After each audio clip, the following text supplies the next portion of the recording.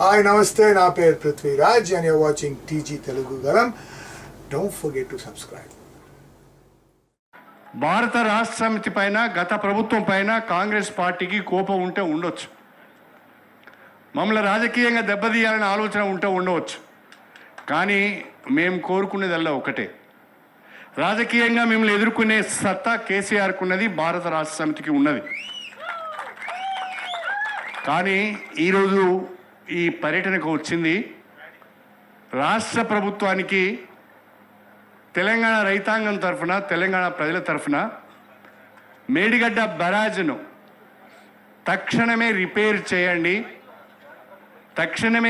చేయండి, అది ప్రజలకు ఉపయోగంలోకి తీసుకురండి, కాలయాపన చేయొద్దు అని చెప్పి మేము కోరుతున్నాం. రెండవది మేడిగడ్డ బరాజ్లో జరిగిన సాంకేతిక పొరపాట్లకు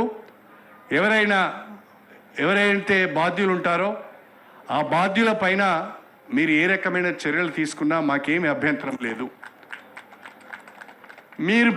మీరు ఎంక్వైరీలు వేసినా, మీరు కమిషన్లు వేసినా, మీరు ఏ రకమైన విచారణ చేపట్టినా దానికి భారత రాష్ట్ర సమితి సహకరిస్తుంది, మాకు అభ్యంతరం లేదు.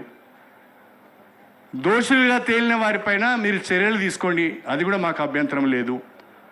కాకపోతే తెలంగాణ ప్రజల యొక్క సాగునీటి అవసరాలను దృష్టిలో పెట్టుకొని, త్రాగునీటి అవసరాలను దృష్టిలో పెట్టుకొని తక్షణమే కాళేశ్వరం ప్రాజెక్టులో ఒక భాగమైన 93,000 కోట్లలో 3,000 కోట్ల రూపాయలతోనే నిర్మాణం చేసిన మేడిగడ్డ బ్యారేజ్ను రిపేర్ చేసి